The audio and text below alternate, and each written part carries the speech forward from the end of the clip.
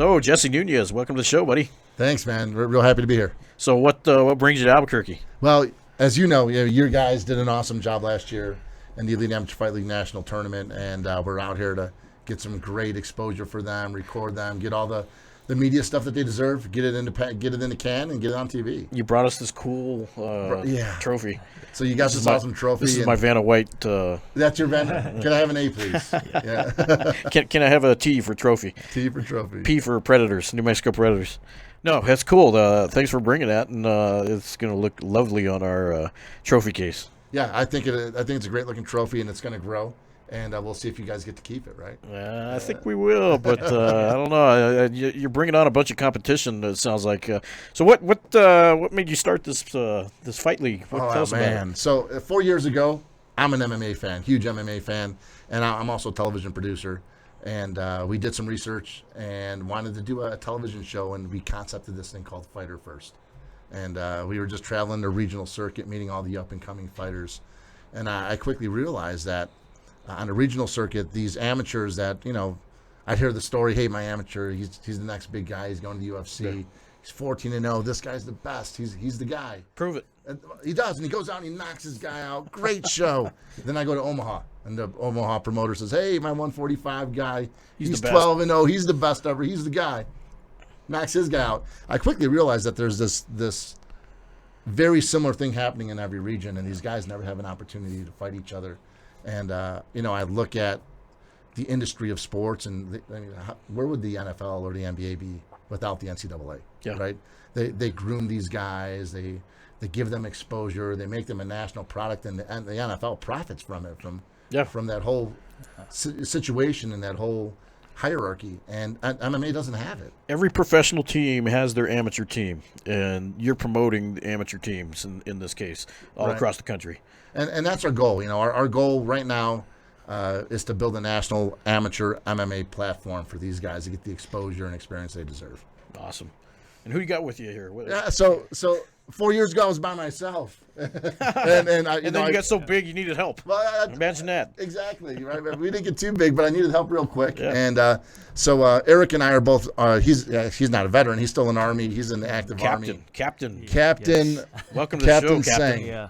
That's so awesome. Thank you for your service, sir. Yeah, definitely. Veteran owned, and that's so cool that you guys are doing this together. Yeah. And so we met each other at this awesome non-for-profit called the Bunker Labs.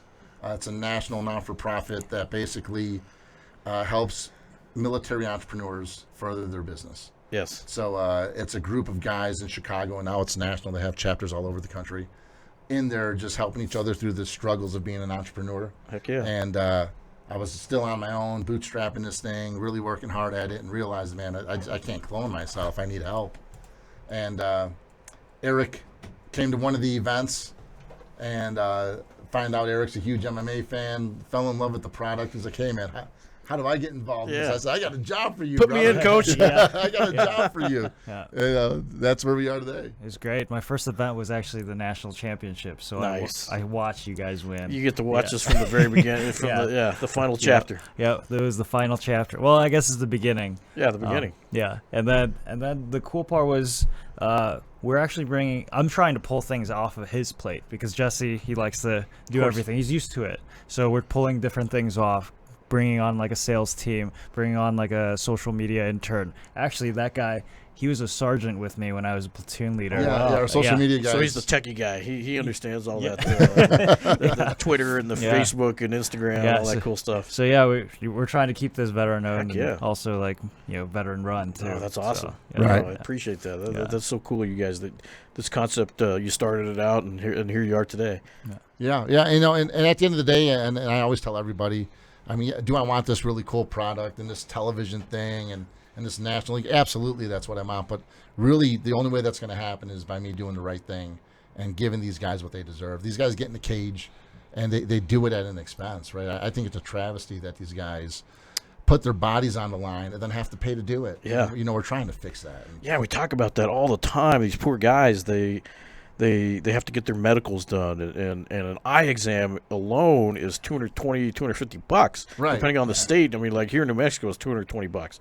And you guys, these commissioners aren't just asking for your basic eye exam. There's no EIOU. You know, they want to see they want to get down deep into the eye and make sure that So that's the expensive eye exam. Right. And these costs are adding up, and so these guys are actually going in negative to fight, and I mean, it's costing them a lot of money. It's costing them money, and I it's the sport, and it's the way it is today, and I don't think it needs to stay that way. Yeah. I think that the sport's very entertaining. A lot of people want to support it. A lot of people want to watch it. And if more people watch it and it becomes a revenue generator, I think we need to support those amateur fighters. We need to give them the support that an NCAA football player gets, and of course, and an NBA prospect from the NCAA tournament gets. Could you imagine telling one of those guys, hey, you got to pay for your coach, you have to pay for school, you're gonna have to get a job. Yeah, because like you said, NCAA guys, those are scholarship guys. They're getting everything paid for. Right. And there's no scholarships for MMA. No, you know, no. and it's something. Hey, you know, if you're listening out there, you want to start a scholarship fund, let's do it, man, because we got a ton of amateurs. At Jackson, we're not just at Jackson Wink, but around the world. Right. And that's one of our goals. Our goal is to start a scholarship fund. Yeah. And we're going to call it a training fund, right? Because we're not course. sending them to school. Yeah. But, you know, an active fighter, and this is a roundabout guess just from talking to all the guys, probably spends 2,500 to 3,000 hours a year to compete as an amateur. Yeah. If we can take some of that cost or that burden off of them and just let them be athletes. Yeah, they're spending $500 just on medicals. I mean, then their gym fees are another $150 to $250. Then we're talking probably they most of them have what do they call it? Strength and conditioning coaches. Right. That's a whole. That's not associated with us. That's a whole other fee that they have to pay. Right. On top of. So these costs just start adding up, and before you know it, you're spending $1,000. Right. $2,000. You know, $3,000, and it's like, holy moly! You never really understand until you talk to these guys. You sit down with them. I mean, I sat down with. We've had Justin on the show, on the podcast, and we asked him, you know, break it down. What does all this stuff cost? And he said, well, it's not enough where I can not work. I have to work. Right. And that's why I never sleep. You know, I'm up all night. I work the graveyard shift at the bakery, you know. I'm going there for breakfast. Yeah. We're gonna go He's there to gonna support him. love him. Yeah. Yeah. So, but these costs add up, you know, and so anything that could help these guys to offset those costs in any way is going to be a blessing for these guys. They're going to, man, I'll tell you what, they see anything that's going to help pay for their, I mean, and it's the pads, for example. The pads only last so long. Right. You know, these gloves, they start getting holes in them. Gloves, shin guards. Yeah, all that stuff. Even the clothes, they got clothes. Wraps, just hand wraps. Hand wraps. Yeah. And they got rolling stuff that's going to, you see how these guys train. Those clothes don't last very long, No, rolling the way they it's do. It's an expensive sport, yeah. Right. Yeah, and Justin, for example, he wears those the full length the yoga pants with rash guards and all that stuff. That stuff adds up. That stuff ain't cheap, and for athletes, it's never cheap. It's not something you just go buy at Walmart or Kmart. Right. That stuff's high end stuff, and if you want it to last more than 3 sessions, you got to spend money on it. So yeah, these costs are astronomical. So anything that sponsors or you guys can bring would be just icing on the cake, as they say, you know. And how cool is that? And at the end of the day, I mean, I don't think that it's crazy to ask for that, right? I mean, I think these guys deserve it. Yeah. You know, they're athletes just like a football athlete is, just like a basketball athlete is, and they're again they put their livelihoods on the line every time they get in the cage, and they deserve that support. And at the end of the day, that's what we want to do.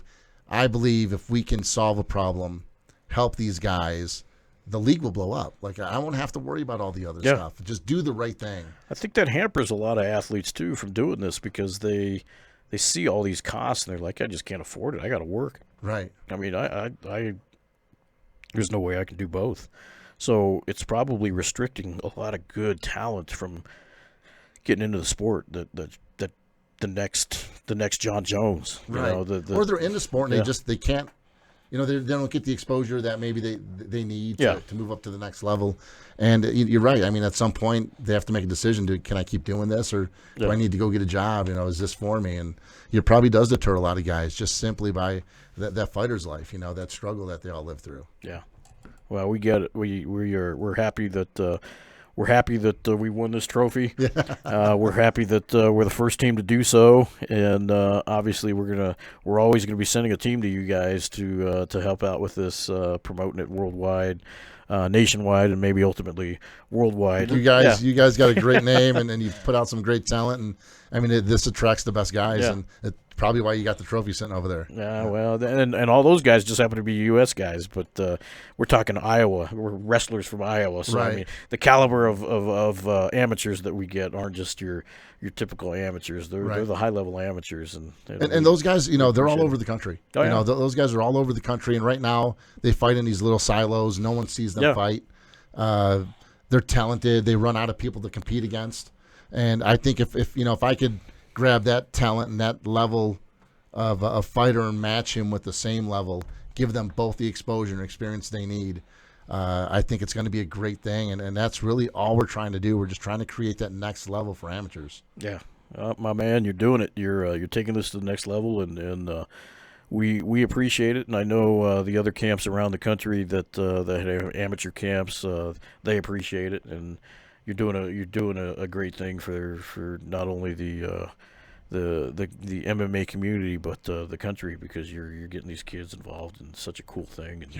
And it comes from your service to your country as a Marine, I think. Yeah, it's that service attitude almost, right? Like, it's fun to do. I mean, I'd be lying to you to tell you that I'm not living a dream of running a company that I love and a sport that I love, and meet with guys like you and all the guys cool people. Meet cool people. I mean, this is a really fun thing to do. I can't complain, man. I wake up every morning and I'm going to work 80 hours a week. I might as well do it in something that I love to do. Hell yeah. And that's what we're doing today. So that's cool. Yeah. Heck yeah. So good luck to this. And let's take it to the next level. Definitely. Awesome, man. Appreciate all your support, man.